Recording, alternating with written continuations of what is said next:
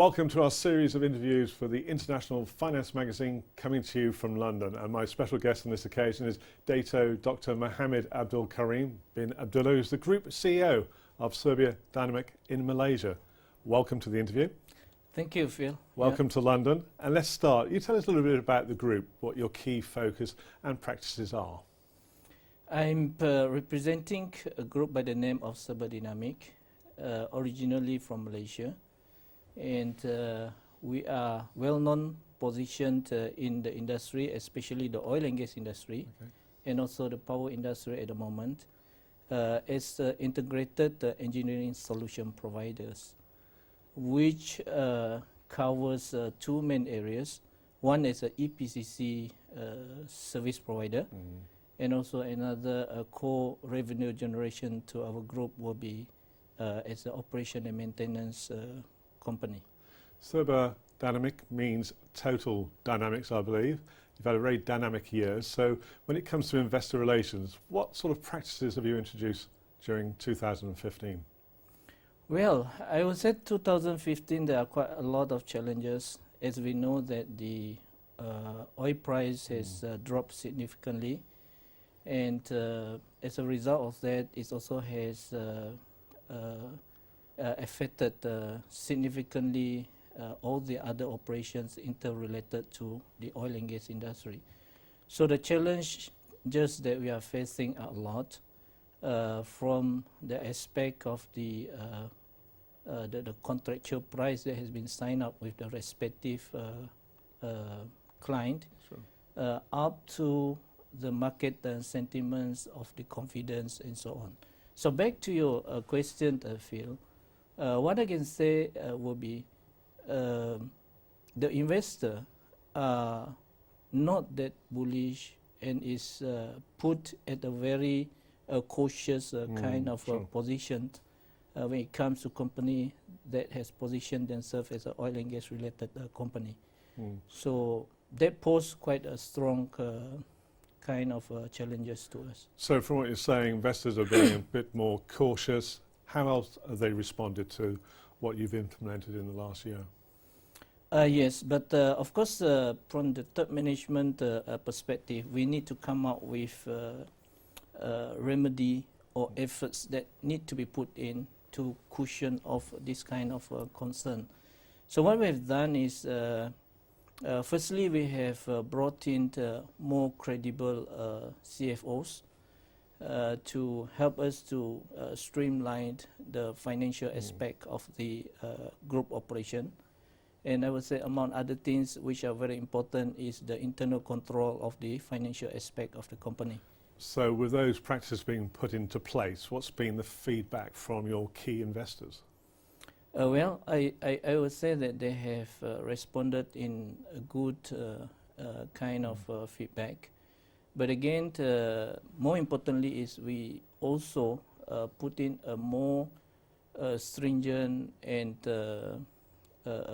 positive kind of risk management across the business that we are embarking on at the moment. Okay, so what do you think will be the expectations from your investors over the next few years, especially with what you've implemented so far? I would say they would like to see the company to be able to sustain in its operation. Secondly, of course, they would like to make sure that the dividends that they are going to get from their investment were not less than what they are getting before this. And then thirdly, they would like to be assured that in years to come, we will still be a strong company, a strong group that can contribute to the dividend that they are looking forward to. And how do you expect to achieve those aspects in 2016? Well, I would say that Serba Dinamik Group, as I mentioned in the early stage, we are an integrated engineering solution provider. So in another word, it very much looking at being a group that provides service and also a group that integrate the products related to the service that we are providing. And we are of the opinion that all these products and contract services. From time to time, it can be occasional, meaning to say that we have to win the tender bidding. Then from there, we execute the job. So what we are doing now is, in years to come, especially starting in 2016, we are looking at positioning ourselves into asset owner and asset developer. Right. For example, what we have done in 2015, we've done the acquisition of a hydropower plant. We come in as the owner of 30% of the power plant, and then at the same time, we also negotiate and position and to become the EPCC to construct the power plant itself. So in 2017, when the entire project is online, producing power, then there will be recurrent revenue coming in on a monthly basis. Now, what I'm wondering, I mean, you're working on a global scale, multiple locations in many different countries. So, I mean, that's a challenge for any business. So how do you see those challenges? What are those key challenges?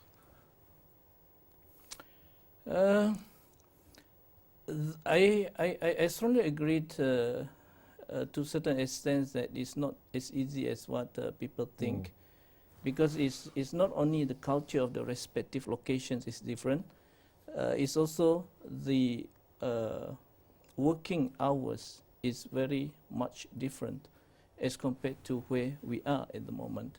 So I would say that through all the regions that we are operating in Indonesia, in the Middle East country, and also in the UK, London, is a difference of 4 to 7 hours as compared to where we are from in Malaysia. So from the rational point, I would say that every day I will have to sleep around 12 or 1 o'clock in the morning. So because of the difference in the hours as compared to the operating time of the respective it's also country. the working week is different as well in some countries. Yes. How do we mitigate this kind of situation and make the company ongoing and position as what it is now? I would say the first thing is the motivation of our top management, who believe that success is a journey, it is not a destination. So that keeps them moving and work from year to years to maintain and sustain themselves in the operations. So I would say that with this kind of motivation and this kind of attitude, we manage to maintain what we are. And in fact, I would say that we have been doing quite well with a growth of 15 to 20% annually. That's quite significant, isn't it? And, you know, talking there about the challenges faced in many locations in those different countries, the different time zones, the different working weeks, I mean, challenges you've gone through with us. So we move on now to the aspect of corporate governance. What have you achieved this year, 2015? I would say that in terms of the corporate governance, I did mention at the early stage that we look at the recruitment of the human resource as quite an important factor, because we need to get in the right skill and the right expertise, and in this perspective, to build up the level of confidence with the investor, they would like to have very strong, experienced financial people. So we have brought those people in. I myself is not from the financial background. I'm an engineer by professions. So that cushions the concern from the investor perspective. So when it comes to corporate governance, in terms of a benchmark, how have you set that benchmark? We took corporate governance as a very important issue in our organization, because that is where it will build up continuity of confidence of fund to be invested into our company. So in terms of the benchmark, I will say that I'm sitting in a platform or in the institution now, the London Stock Exchange, with a very recognized international corporate governance of benchmark. So I would like to basically gear the company towards meeting this kind of governance and benchmark in accordance with the London Stock Exchange. Well, I must say it's a pleasure to be talking to you here in London at such a esteemed place as the London Stock Exchange. And let's move now on to technology, IT. I mean, it's a sector which is proving to be very attractive to the younger generation. Some experts feel that the best talent is being, well, sucked by information technology, IT. So what's the trend in Malaysia? Has your company ever experienced shortage of the more, what should we say, traditional talent or traditional aspect of engineering? Phil, I think it's a very relevant question to us. If you look into the details of our core revenue generation of Serba Dinamik Group, one of the business unit is IT business unit. Sure. That proof and shows that we are looking at IT as a very important component of our company operations. So, what does it contribute to our group? It helps us in trying to integrate our operations internationally, and we have our own design system and packages which will help us to assist in the smooth running of the operations internationally, from the perspective of the tendering stage up to the executions of the project at the field, purchasing of different materials and items to execute the job. Sure.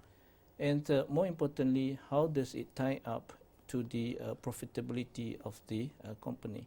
So we do have our own in-house package designed specifically for all this, and it all interconnected to different countries that we are operating. So your own in-house IT package, looking, as you say, those key aspects, but not only in Malaysia, but where you are operating around the globe. So it must be quite a complex IT package. Now, moving on to the global perspective, I mean, things are key at the moment regarding the low oil price. So what's been the impact on your company and also on proposed projects? You know, do you see a slowdown in Malaysia and also the global economy in the future? If I said there is no effect, I'm not telling the truth. Sure. We do accept that the reality is it contribute quite a big challenge to our operations. But however, looking at how we package our solutions, our integrated engineering solutions, we have taken all this downturn of all these commodities into the aspect if it happens.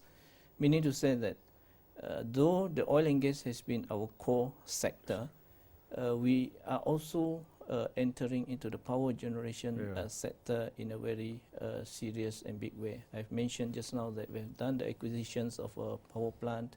We are doing the EPCC construction package to build up the plant, and there will be more of this kind of nature which we are negotiating and bidding, and hopefully it can cushion the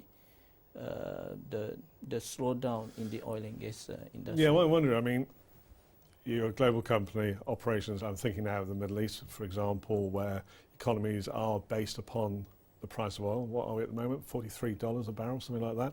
Do you see a shift in some of your markets to where you might be doing future projects? Yes and no. Yes, in countries which they could not match the oil price against their production costs in producing the oil. Yeah, sure. But in our operation team in Middle East, I would say that it's not really that much affected, because that is the bread and butter of Middle East country. Whatever the price is, they will keep on producing. And as a result of that, it's not really affecting that much for our operations in Middle East. Okay. But in Indonesia, I would say yes. In Malaysia, yes.